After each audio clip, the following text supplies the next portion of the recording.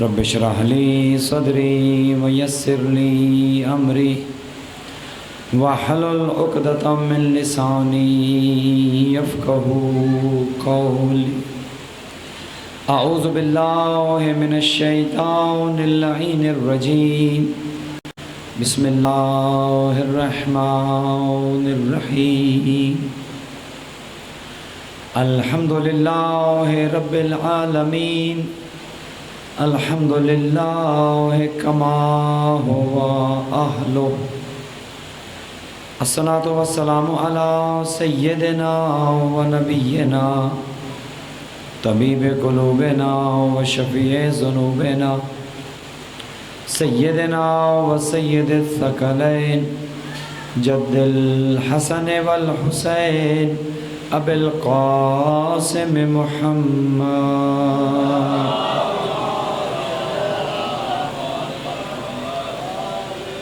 والصلاة والسلام على أهل بيته الطيبين الطاهرين المعصومين الغر الميامين المنتجبين المكرمين الذين أذهب الله عنهم الرجس وطهرهم تطهيرا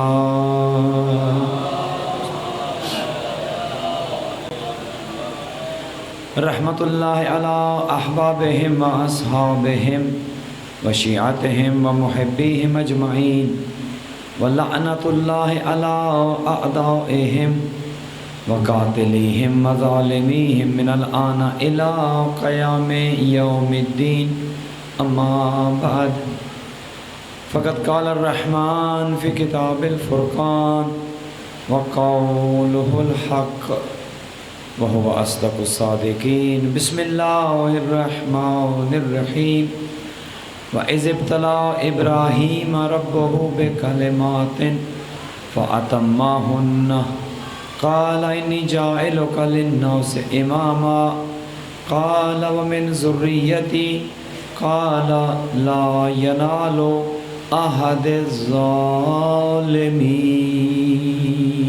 صلوات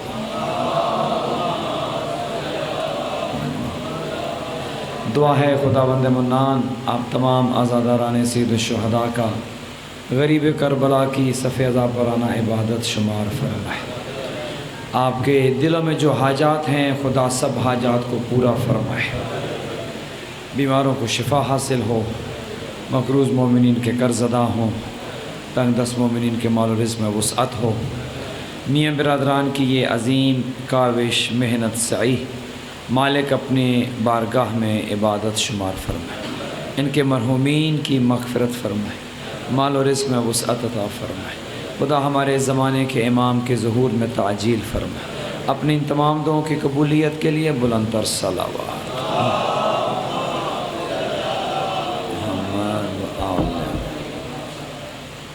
اگر آپ کے اذہان عالیہ میں محفوظ ہو، کل ہماری گفتگو جہاں پر رکی تھی، جو نئے چہرے ہیں ان کے لیے عرض کر دوں کہ آج ہماری یہ نشست کے جو تسلسل ہے اس عنوان کا کہ جو امامت کے ذیل میں آپ کی خدمات میں ہم عرض کر رہے ہیں، امامت کے موضوع پر اس عشرہ اولیٰ کی مجالس آپ کی خدمت میں پیش کی جا رہی ہیں، اور ہم سب یہ سمجھنے کی کوشش کر رہے ہیں کہ امامت کا ہونا کیوں ضروری ہے، کیا امامت کے بغیر بھی انسان زندہ رہ سکتا ہے، کیا امامت کے بغیر بھی زندگی گزاری جا سکتی ہے، کیا امامت کے بغیر بھی انسان دیندار رہ سکتا ہے، اور کیا امامت کے بغیر بھی انسان اللہ کے حضور پیش ہو سکتا ہے۔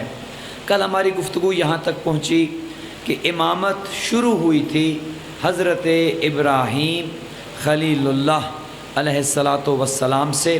سب سے پہلا امام جو اللہ نے بنایا وہ اپنے نبی کو بنایا، جسے خلیل بھی کہا گیا۔ جانتے ہو حضرت ابراہیم کو خلیل کیوں کہتے ہیں؟ حضرت ابراہیم کو خلیل اللہ اس لیے کہتے ہیں، اللہ نے اپنا دوست اس لیے کہا، دو لفظ دونوں کا مطلب دوست ہے، خلیل کا مطلب بھی دوست ہے، حبیب کا مطلب بھی دوست ہے، لیکن دونوں میں فرق ہے۔ خلیل حضرت ابراہیم کے لیے کہا گیا۔ حضرت ابراہیم اللہ کی محبت میں اتنا کھانا کھلاتے تھے، روایت یہ کہتی ہے کہ کبھی اکیلے کھانا نہ کھاتے، جب بھی کھانا کھانے کا وقت ہوتا خلیل خدا گھر سے باہر تشریف لے جاتے، جو بھی بندہ راستے میں ملتا اسے کہتے آؤ میرے ساتھ مل کر کھانا کھاؤ، خدا کی محبت میں تمہیں کھانا کھلاتا ہوں۔ ہر کسی کو ہر وقت لاتے، مل کر کھانا کھاتے۔ ایک دن کسی کو ساتھ لے کر آئے، دسترخوان سجایا گیا، کھانا چن دیا گیا، کہا کہ کھانا کھانے سے پہلے پڑھو بسم اللہ الرحمن الرحیم، میرے خدا کا نام لو تب کھانا کھانے دوں گا۔ اس نے کہا میں تمہارے خدا کو مانتے ہی نہیں ہوں، نام تمہارے خدا کا تب لوں اگر اسے مانتا ہوں۔ خلیل خدا کو جوش آیا، جذبہ آیا، جلال آیا، کہا کہ اگر تم میرے خدا کا نام نہیں لیتے میں تمہیں کھانا نہیں کھانے دوں گا، جاؤ اگر میرے خدا کا نام نہیں لیتے کھانا نہیں کھانے دوں گا۔ ادھر سے خدا نے فرشتے کے ذریعے پیغام بھیجا، ابراہیم تو میرا دوست تو ہے، تو میری محبت میں کھلاتا تو ہے، لیکن ایک بندے نے میرا نام نہیں لیا، تو نے اسے کھانا نہیں کھلایا۔ کتنی مخلوق ہے جو میرا نام نہیں لے رہی۔ میں کبھی کسی سے نہیں پوچھتا مجھے مانتے ہو یا نہیں، میرا نام لیتے ہو یا نہیں، میری اطاعت کرتے ہو یا نہیں، چونکہ میں خود انسان کا خالق ہوں، ہر کسی کو کھلاتا ہوں، ماننے والوں کو بھی کھلاتا ہوں، نہ ماننے والوں کو بھی۔ تو حضرت ابراہیم کو خلیل خدا کہا گیا، خدا کی محبت میں وہ کھلاتے تھے۔ امامت شروع ہوئی حضرت ابراہیم سے، سب سے پہلا امام اللہ نے بنایا، اور بنایا امام امتحان لے کر، بغیر امتحان کے میٹرک کا امتحان پاس نہیں ہوتا اگر امتحان نہ لیا جائے، بغیر امتحان کے، بغیر ڈگری کے چھوٹی موٹی نوکری نہیں ملتی، امامت کیسے مل جائے گی؟ اگر لوگ یہ سمجھیں کہ یہ امامت بغیر محنت کے مل جائے گی، بغیر امتحان کے مل جائے گی، بغیر قربانی کے مل جائے گی، تو یہ بات درست نہیں ہے۔ اگر چھوٹا موٹا مقام و مرتبہ حاصل کرنے کے لیے انسان کو محنت کی ضرورت ہے، قربانی کی ضرورت ہے، مشکلات سے گزرنے کی ضرورت ہے، صبر کا امتحان پاس کرنے کی ضرورت ہے، تب جا کر انسان کو کوئی مقام و مرتبہ ملتا ہے، تو یہ انسان کیسے سوچ لے کہ وہ بغیر کوئی امتحان پاس کیے کسی امامت جیسے بڑے منصب پر فائز کر دیا جائے؟ نہیں، ایسا نہیں ہے۔ حضرت ابراہیم کو امامت دی، خدا نے امتحان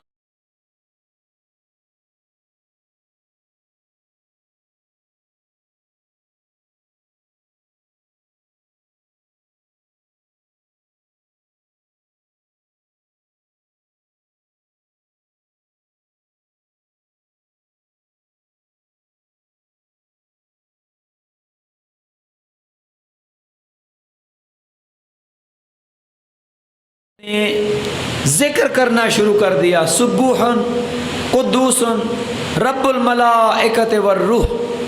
فرشتہ ذاکر تھا، خدا کا ذکر تھا، حضرت ابراہیم سن رہے تھے، بکریاں بھی چرا رہے تھے، بہت اچھا لگا۔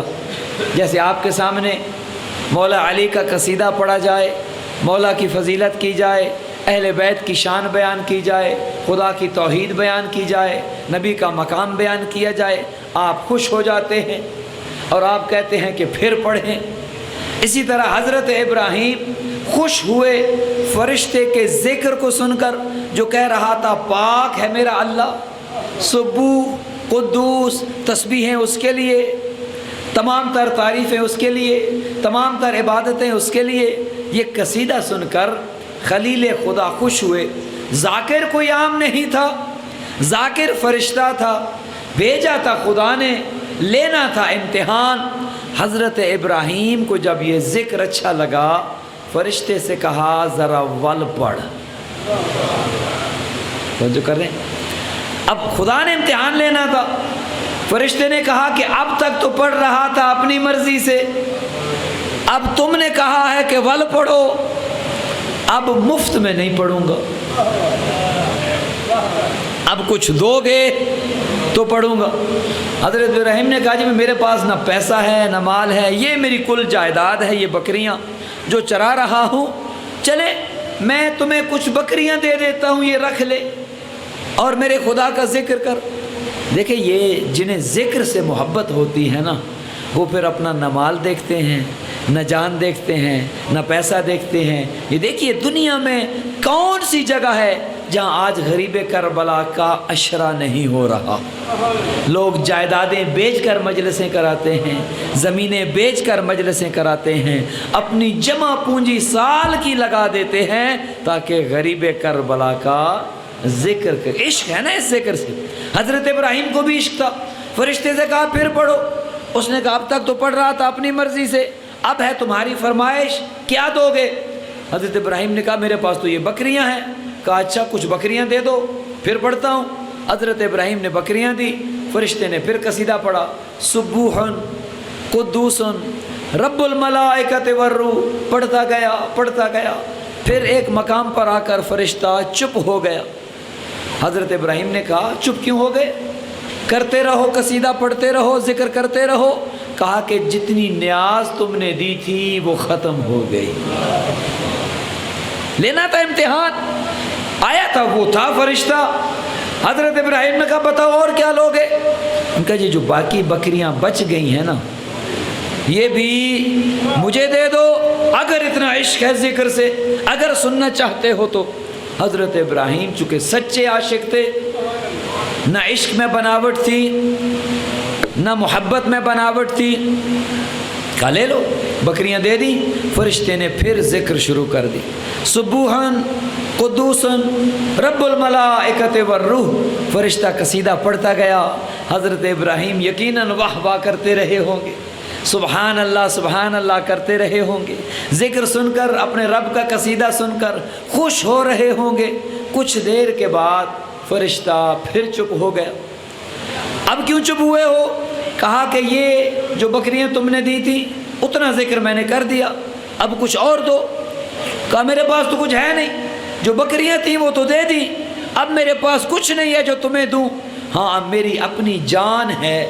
اللہ اکبر، تم میرے رب کا ذکر کرو، میں اپنے آپ کو تمہاری غلامی میں دیتا ہوں۔ یہ ہیں سچے مجلس کرانے والے، یہ ہیں سچے ذکر سننے والے، یہ ہیں ذکر سے عشق رکھنے والے۔ کمال تو ہے نہیں، بکریاں تو دے دی، اب میری جان بچی ہے، میں اپنے آپ کو تمہاری خدمت میں دیتا ہوں، تمہاری خدمت کروں گا، جو کہو گے میں کروں گا، بس تم میرے رب کا ذکر کرتے رہو۔ فرشتے نے پھر ذکر کیا، پھر قصیدہ پڑھا۔ کچھ دیر کے بعد جب فرشتہ پھر چپ ہو گیا، لے رہا تھا امتحان، بھیجا تھا خدا نے۔ حضرت ابراہیم نے جب یہ امتحان پاس کر لیا تو اب فرشتہ بولا، اس نے کہا میں اپنی مرضی سے نہیں آیا، نہ میں انسان ہوں میں فرشتہ، بھیجا ہے مجھے خدا نے، لینا تھا تمہارا امتحان، چونکہ دینی تھی تمہیں امامت بغیر امتحان کے دی نہیں جا سکتی۔ اے ابراہیم تم اس امتحان میں کامیاب ہو گئے ہو، تمہیں مبارک ہو۔ یہ ایک امتحان تھا امامت کے لیے، کسی ایک امتحان کی نہیں بلکہ کئی امتحانوں کی ضرورت ہوتی ہے۔ جو حقیقی امامت ہے، جو امامت اللہ کی طرف سے ہے، اس کے لیے بڑے امتحانات۔ پھر ایک امتحان اور لیا خدا نے، نمرود نے آگ جلائی اور کہا کہ ابراہیم کو اس آگ میں ڈال دیا جائے۔ آگ بھی کئی عرصے تک جلتی رہی، اتنی تیز تھی وہ آگ، اتنے تیز شعلے تھے اس آگ کے کہ آگ میں ڈالنے والے اس آگ کے قریب کھڑے نہیں ہو سکتے تھے، بلکہ ایک منجنیق بنائی گئی، اس میں حضرت ابراہیم کو ڈالا گیا۔ اور بہت دور سے ہوا کے سپرد کیا گیا اس منجنیق کو، تاکہ ابراہیم خود جا کر اس آگ میں گر جائیں۔ اب یہ دوسرا امتحان تھا، یہ پہلے سے ذرا سخت تھا۔ اب جب ہوا کے سپرد کر دیا گیا، جانا تھا آگ میں، اب راستے میں پھر فرشتہ آیا، ابراہیم الک حاجہ، کیا تیری کوئی حاجت ہے؟ بتاؤ بتاؤ، کوئی حاجت ہے؟ کوئی مدد کروں؟ کوئی تمہاری ضرورت ہے؟ نظر آ رہی تھی آگ، اس آگ میں گرایا جاؤں گا، جل جاؤں گا، اس آگ میں جا رہا ہوں۔ اور وہ آگ بھی نمرود کی آگ جو کئی سال اس کو گرم کیا گیا۔ ایسے میں اگر کوئی آ جائے اور کہے کہ مدد کروں، اب ایمان کا، یقین کا امتحان ہے کہ انسان کیا جواب دیتا ہے۔ جب جبرائیل نے کہا ابراہیم الک حاجہ، بتاؤ کوئی حاجت ہے تمہاری، بتاؤ مدد کروں، تو حضرت ابراہیم نے کہا ہاں حاجت تو ہے، لیکن جس کے لیے جا رہا ہوں وہ چاہے گا بچ جاؤں تو بچا لے گا، اگر وہ چاہے گا کہ بچا لے تو بچا لے گا، اور اگر اس کی رضا یہ ہے کہ جل جاؤں تو پھر بچنے کی خواہش نہیں ہے۔ حاجت ہے پر تجھ سے پاس ہو گئے، اس امتحان میں بھی پاس ہو گئے۔ اچھا، اب آگ میں گرا دیا گیا۔ جب آگ میں گرے تو یقین مضبوط تھا۔ اب خدا نے حکم دیا آگ کو، یا نار کونی بردن و سلامن علی ابراہیم، اے آگ ٹھنڈی ہو جا، بردن ٹھنڈی ہو جا۔ آگ ٹھنڈی ہو گئی، اور اتنی ٹھنڈی ہو گئی کہ حضرت ابراہیم کو جلتی آگ میں سردی لگنا شروع ہو گئی۔ روایت یہ کہتی کہ دانت سردی سے بجنا شروع ہو گئے۔ پھر کہا وسلاما، اے آگ میں نے تمہیں اتنا ٹھنڈا ہونے کے لیے تو نہیں تھا کہا تھا کہ میرے خلیل کو سردی لگنا شروع ہو جائے، ٹھنڈی ہو لیکن بردن و سلاما، سلامتی والی ٹھنڈی ہو۔ امتحان حضرت ابراہیم کا یہ بھی کامیاب ہو گیا۔ حضرت ابراہیم نہیں چلے، نمرود جو دیکھ رہا تھا اور چاہ رہا تھا کہ یہ جل جائیں، جب حضرت ابراہیم نہیں جلے تو نمرود جل گیا۔ یہ دشمن جو ہمیں مارنے کی کوشش کرتا ہے نا، انہیں مارو، انہیں ڈراؤ، ان کی مجلسیں کم کرو، ان کے جلوسوں کو کم کرو، فائرنگ کرو، بم دھماکے کرو۔ جب وہ دیکھتا ہے کہ یہ تو جتنے دھماکے کرتے ہیں اتنی مجلسیں زیادہ کرتے ہیں، ہم جتنی گولیاں زیادہ برساتے ہیں یہ اتنا ہائے حسین آواز بلند سے کرتے ہیں، تو وہ خود جل جاتا ہے۔ دشمن ہوتا ڈرپوک ہے، لیکن اگر حضرت ابراہیم کو ڈالا، نہیں ڈرے، نہیں جلے، وہ جل گیا۔ اب روایت یہ کہتی ہے کہ اس نے حضرت ابراہیم کو جب نہ وہ ڈرے، نہ وہ جھکے، نہ وہ بکے، نہ وہ جلے، تو اس نے اپنی بیٹی کا رشتہ پیش کر دیا۔ دینے والا کون تھا؟ نمرود۔ گویا ایک بات اور پتہ چلی کہ جب ہادی نہ جھکتا ہے نہ بکتا ہے، توجہ کر رہے ہیں، جب دشمن کی کوئی چال کامیاب نہیں ہوتی تو ایک حربہ یہ استعمال کیا جاتا ہے، انہیں رشتے دے کے خریدا جائے۔ توجہ کر رہے ہیں؟ خیر، حضرت ابراہیم اس امتحان میں بھی کامیاب ہو۔ دینی تھی امامت، امتحان سخت سے سخت تر ہوتا گیا۔ پھر خدا نے خواب دکھا دیا،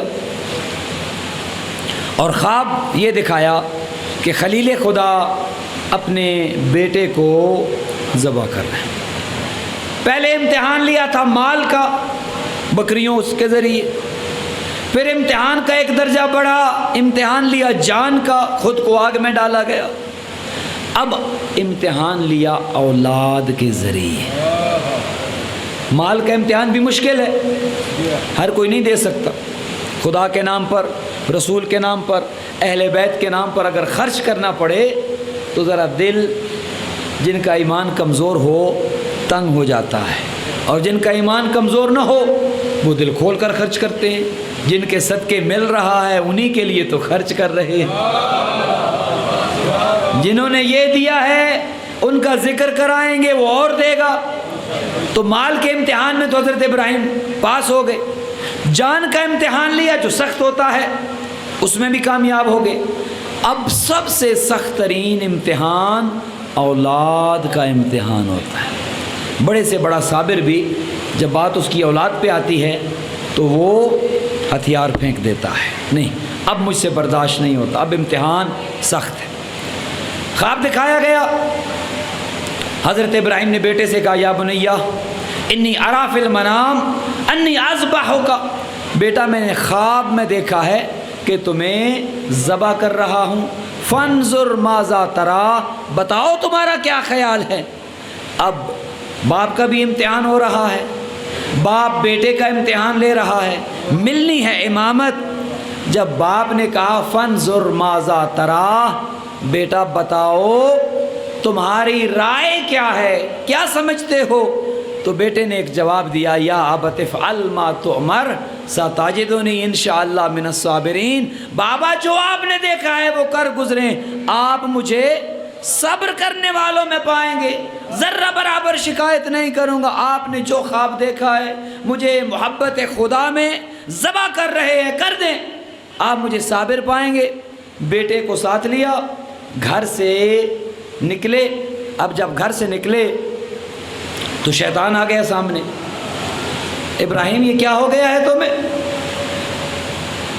یہ کبھی خواب بھی حقیقت ہوا کرتے ہیں، جوان بیٹے کو ذبح کرنے چلے ہو، تمہارے دماغ کو کیا ہو گیا ہے؟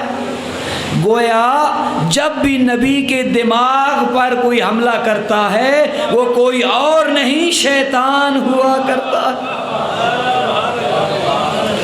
کیا ہو گیا ہے تمہیں؟ خواب دے کر حقیقت سمجھ بیٹھے۔ حضرت ابراہیم نے لا حول پڑھا، شیطان بھاگا۔ اب شیطان نے کہا کہ نبی کو تو میں اپنی بات منوا نہیں سکا، گھر دروازے پہ آ گیا، حضرت ہاجرہ، شیطان نے کہا انسانی شکل میں آیا، دیکھو تمہارے شوہر کو کیا ہو گیا ہے، تمہاری اولاد تمہارا بیٹا اسماعیل اسے ذبح کرنے چلا ہے، میں نے ابراہیم کے ہاتھ میں چھری دیکھی ہے، نکلو گھر سے اور اپنے شوہر کو روکو، بیٹا ذبح ہو جائے گا۔ حضرت ہاجرہ سمجھ گئیں کہ یہ جو مجھے گھر سے نکال رہا ہے، نبی کی بیویوں کو گھروں میں رہنے کا حکم دیا گیا، جو نبی کی بیویوں کو گھروں سے نکالے وہ بھی شیطان ہوا کرتا ہے۔ حضرت ہاجرہ نے بھی لاہور پڑھا، خیر شیطان بھاگ گیا۔ یہ جو آپ حج پہ جاتے ہیں نا، پھر حضرت اسماعیل کو بھی کوشش کی، کامیاب شیطان نہیں ہوا۔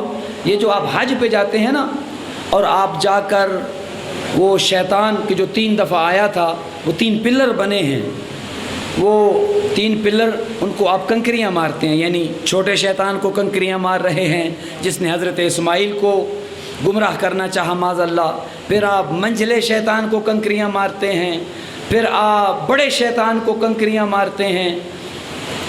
3 شیطانوں کو کنکریاں مارنا حج کا رکن ہے۔ شیعہ ہو تو بھی 3 شیطانوں کو کنکریاں مارتا ہے، سنی ہو تو بھی 3 شیطانوں کو کنکریاں مارتا ہے۔ بلکہ کسی نے بتایا مجھے کنکریاں مارنے کا حکم ہے، چھوٹی چھوٹی کنکریاں آپ چنتے ہیں، کہتے ہیں کہ وہ ہمارے یہاں سے سیالکوٹ سے ایک خاتون چلی گئی حج پہ، تو اسے کہا گیا بھئی اب یہ رکن ہے، یہ کنکریاں مارنی ہے، تو اس نے کہا نہیں یہ بات کنکریوں سے نہیں بنے گی،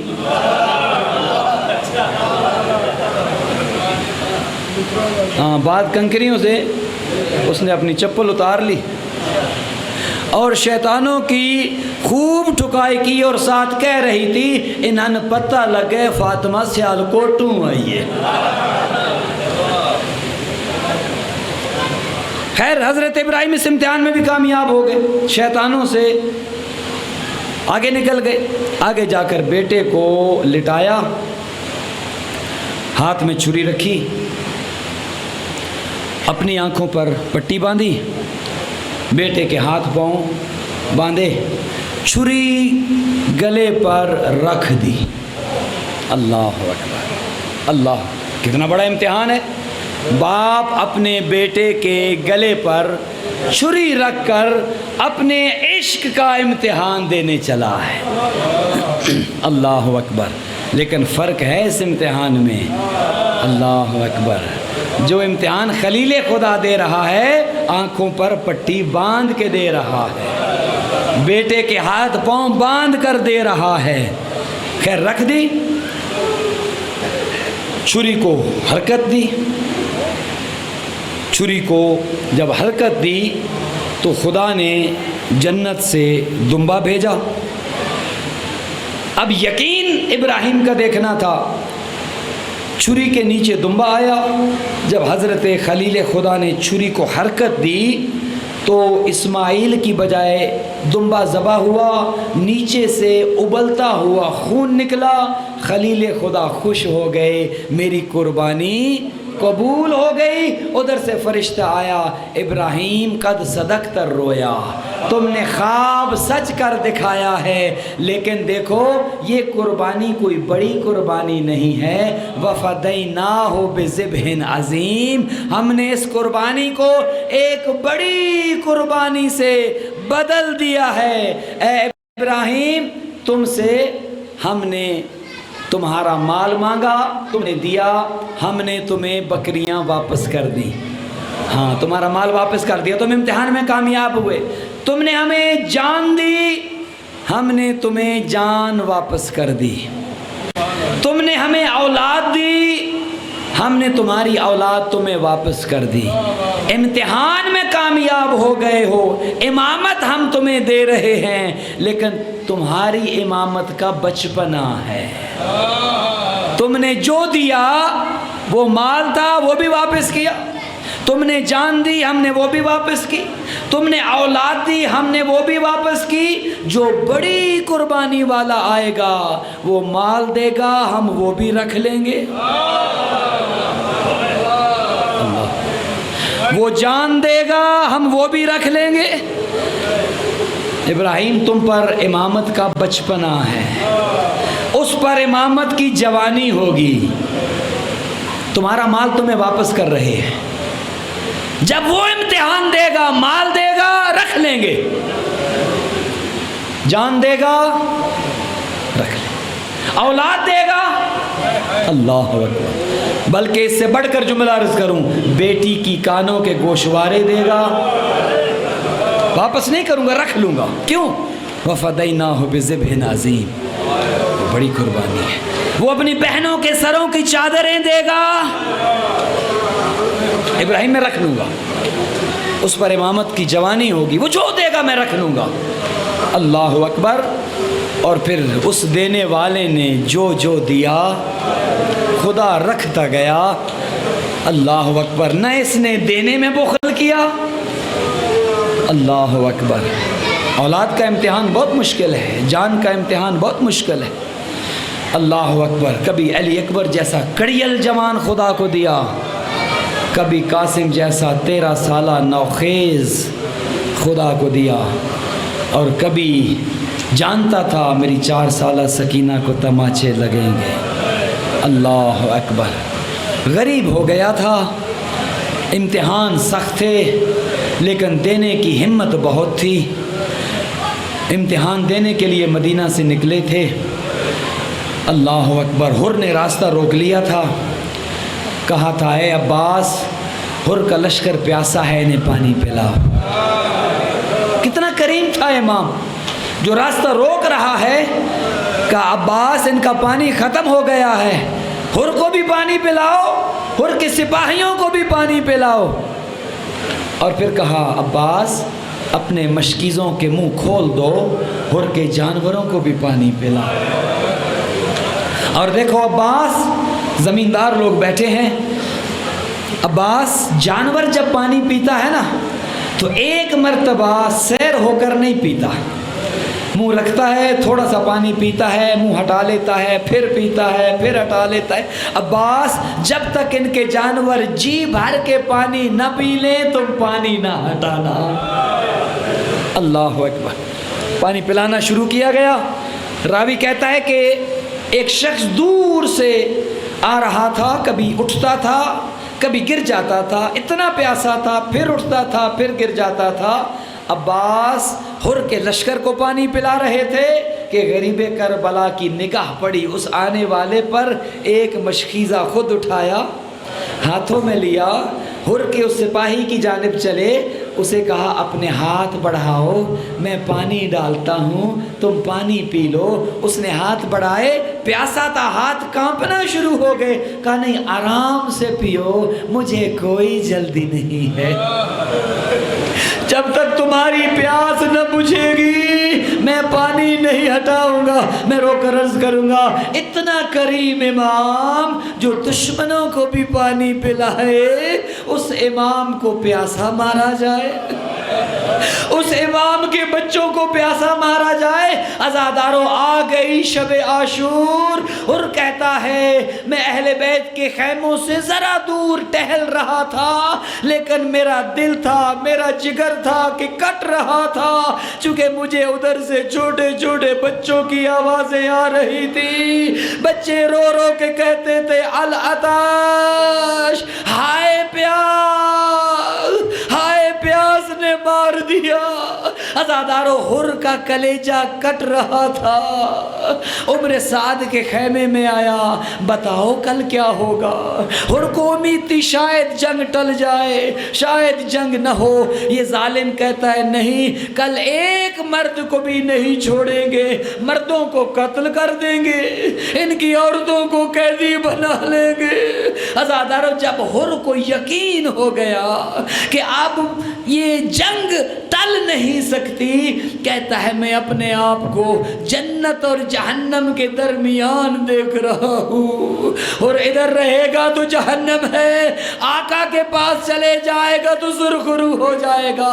بیٹے کو ساتھ لیا، اپنے غلام کو ساتھ لیا، لیکن دل میں یہ ڈر تھا ان کو یہاں لانے والا میں ہوں، علی و بطول کی بیٹیوں کو رلانے والا میں ہوں، زینب ام کلثوم کو کربلا پہنچانے والا میں ہوں، شاید میرا گناہ نہ بخشا جائے۔ بیٹے سے کہا میرے ہاتھوں کو باندھ دو، میری آنکھوں میں پٹی باندھ دو، مجھے آقا کی طرف لے چلو، شاید میرا جرم بخشا جائے۔ عزاداروں، ادھر سے یہ چلے، ادھر سے مولا عباس نے بتایا آقا کوئی آ رہا ہے۔ کہا عباس یہ کوئی نہیں، یہ حر ہے، میرا مہمان آ رہا ہے۔ عباس جاؤ نا ذرا استقبال کرو، جاؤ میرے مہمان کا استقبال کرو۔ مولا غازی آگے بڑھے حر کا استقبال کرنے کے لیے۔ علی اکبر نے بھی دیکھا ہوگا حر کا بیٹا بھی تو آ رہا ہے، ذرا میں جا کے حر کے بیٹے کا استقبال کروں۔ عزاداروں، ادھر سے یہ چلے، ادھر سے حر آگے بڑھا، اس مقام پر پہنچے جہاں میرا کریم امام کھڑا تھا۔ حر کو جب بتایا گیا آقا کے پاس پہنچ چکے ہو، حر چاہتا تھا مولا کے قدموں پہ گر جائے۔ حسین کریم نے گرتے ہوئے حر کو اٹھایا، سینے سے لگایا۔ حر نے کہا آقا کیا میری غلطی معاف ہو گئی؟ کہا حر میں نے تو تجھے تبھی معاف کر دیا تھا جب میں نے تمہیں کہا تھا، جب تم نے میرے گھوڑے کی لگام میں ہاتھ ڈالا تھا اور میں نے تمہیں کہا تھا سکلت کا امک، تیری ماں تیرے غم میں بیٹھے، تم نے کہا تھا آقا آپ کہہ سکتے ہیں، میں نہیں کہہ سکتا، چونکہ آپ کی ماں فاطمہ زہرا ہے، اور تم نے میری ماں کا احترام کیا تھا، جو حسین کی ماں کا احترام کرے۔ جا انت حر فی الدنیا والآخرہ، تو دنیا میں بھی آزاد ہے، تو آخرت میں بھی آزاد ہے۔ کہا آقا مجھے اجازت دے پہلے میں اپنے بیٹے کو میدان کی جانب بھیجوں۔ عزادار حر کے بیٹے کو اجازت ملی، لڑتا رہا، کافی دیر لڑنے کے بعد ایک آواز بلند کی، یا ابت ادرکنی، اے بابا میری مدد کو آؤ۔ حر نے جب بیٹے کی آواز سنی دوڑ کے بیٹے کے لاشے کی جانب آیا۔ جب حر پہنچا کیا دیکھتا ہے؟ حر کے بیٹے کا سر ہے، حسین کا زانو ہے۔ میرے مولا پہلے پہنچ چکے تھے۔ حر ہٹ جاؤ، جوان بیٹے کا لاشا بوڑھا باپ نہیں اٹھاتا، تمہارے بیٹے کا جنازہ اٹھانے کے لیے حسین آ گیا۔ میں کہوں گا آقا حر کے بیٹے کا جنازہ تو آپ نے اٹھایا، ابھی کچھ دیر کے بعد جب ہم شکل پیغمبر علی اکبر گریں گے کون آئے گا؟ حسین ہٹ جاؤ، علی اکبر کا جنازہ ہم اٹھاتے ہیں۔ اللہ لعنت اللہ علی القوم الظالمین وسیعلم الذین ظلموا ای منکر